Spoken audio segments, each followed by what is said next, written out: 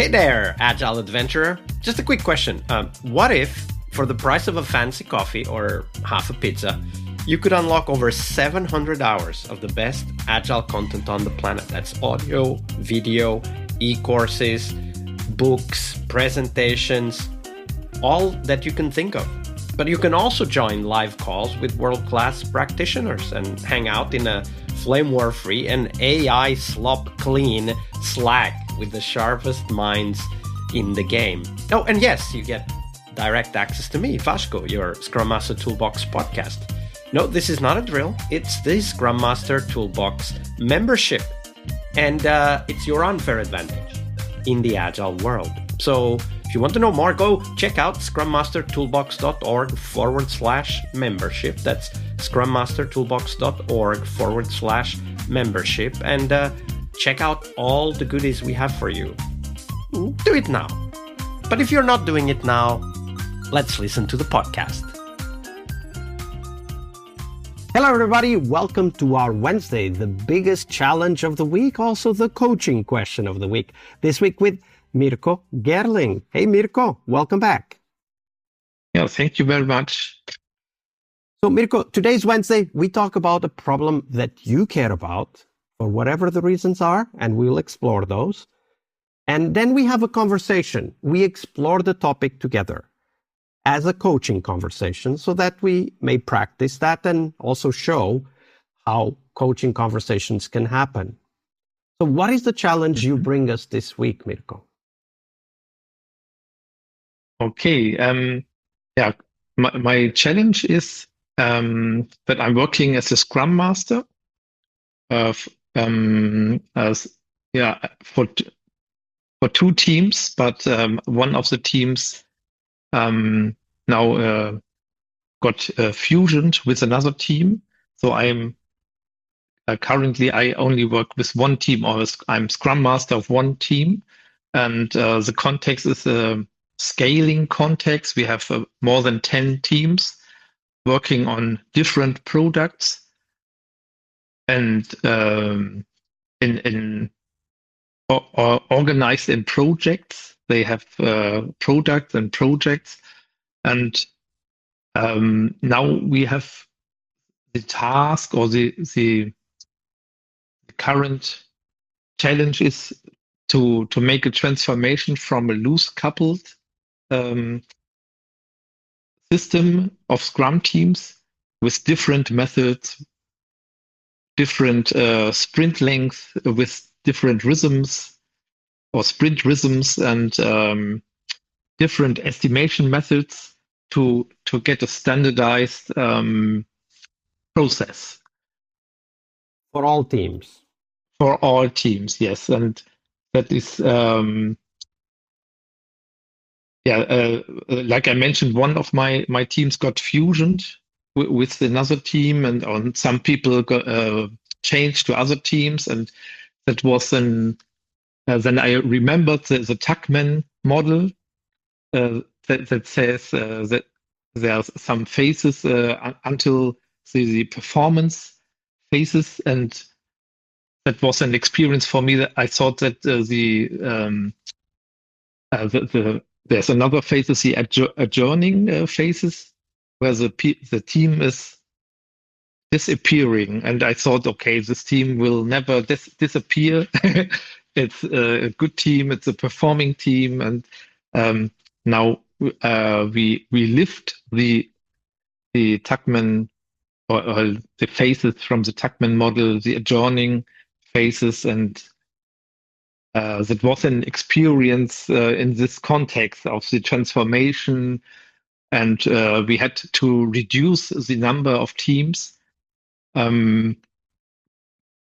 because there were some teams that were working on things that we don't need anymore, and now we have less teams, but they are working on products or that are needed.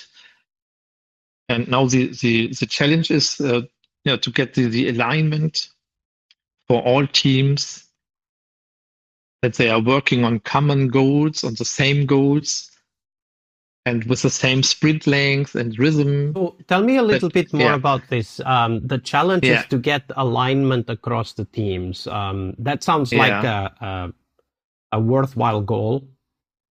How do the teams now get aligned? As of today, or whenever this happened, what was the initial state? Like, what was the alignment process as it was at that time? Okay, we started with the same sprint length, and we had some teams with 2 weeks of sprint length. Some teams had 3 weeks, and other teams had 4 weeks. And so we made from the Scrum Masters, we made a poll, or we asked the people or the teams, what is your preferred sprint length? And finally, the 4 weeks sprint length was the winner. And oh, wow, that brings back memories.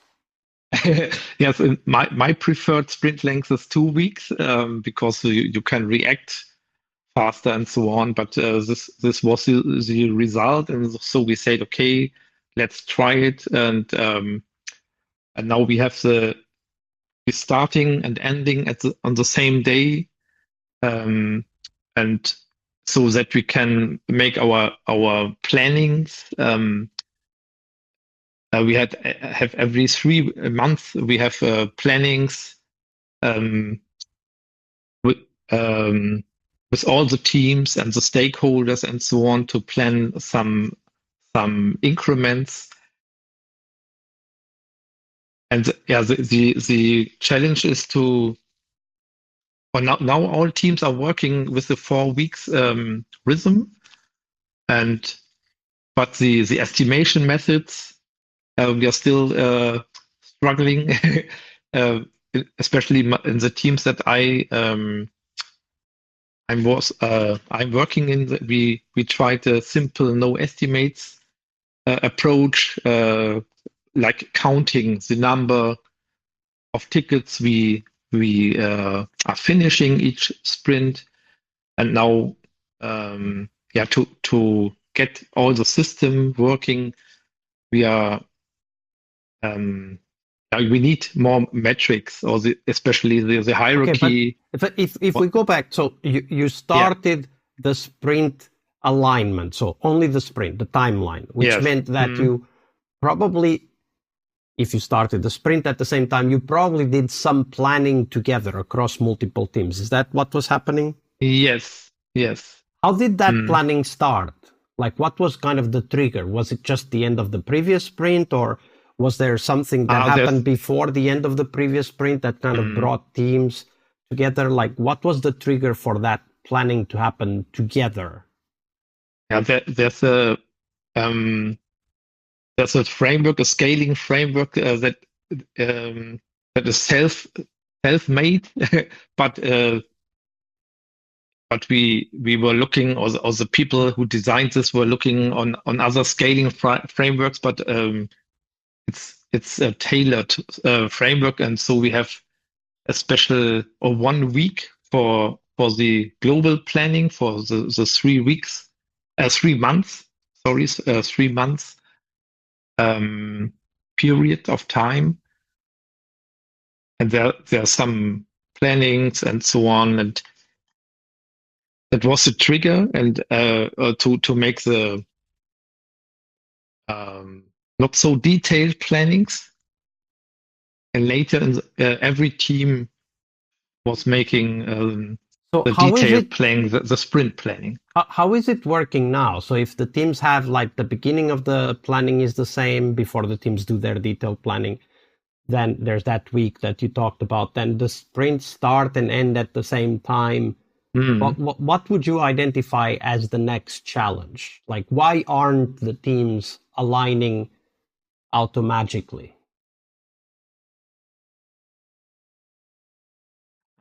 Before it was not. I think it was not clear that it would be a good idea to synchronize the teams, and because the teams are working on different products, but the products are working together. They have relations, they have dependencies, and so it's a good idea to finish every 3 months to present the whole system, how the whole system is interacting, and that is working now. That we have a presentation like the sprint review, or every team has its own sprint review, but it can only show a part of the solution. And every 3 months, there's a presentation of the whole systems or how they interact. And yeah, so I think the biggest challenge that we have now is to work on the same system. We are using a ticketing system. The also known Jira, or everybody knows Jira, I think, and not all the teams are using this, and so we need to standardized process. So the hope is that by having a standard sprint length, the same planning, or at least high level planning week, and then having a common tracking system, the teams will align themselves. That's the hope, right? Yeah, more transparency, that you see, okay, on which tickets is the other team working. Before it was not possible to see.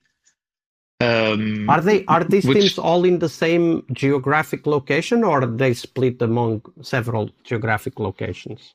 They are split. Okay. Yeah, they don't work in the same place. That makes sense. That makes sense, because of course otherwise they could just talk to each other. Yeah. So tell me one thing. What do you think has been the biggest change from before to then when the sprints were synchronized? What has been the biggest change when it comes to having the teams aligned?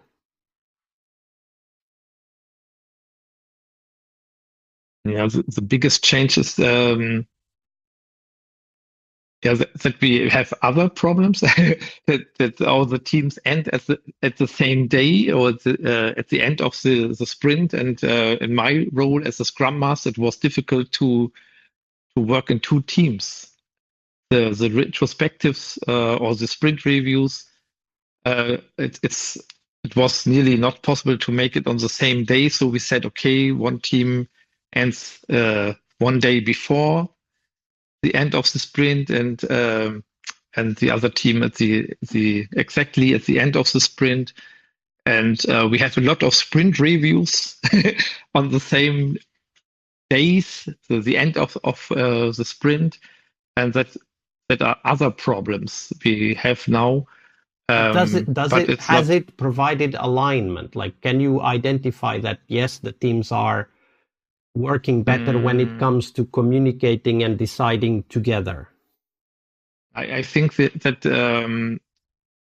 the sprints themselves, they don't help so much.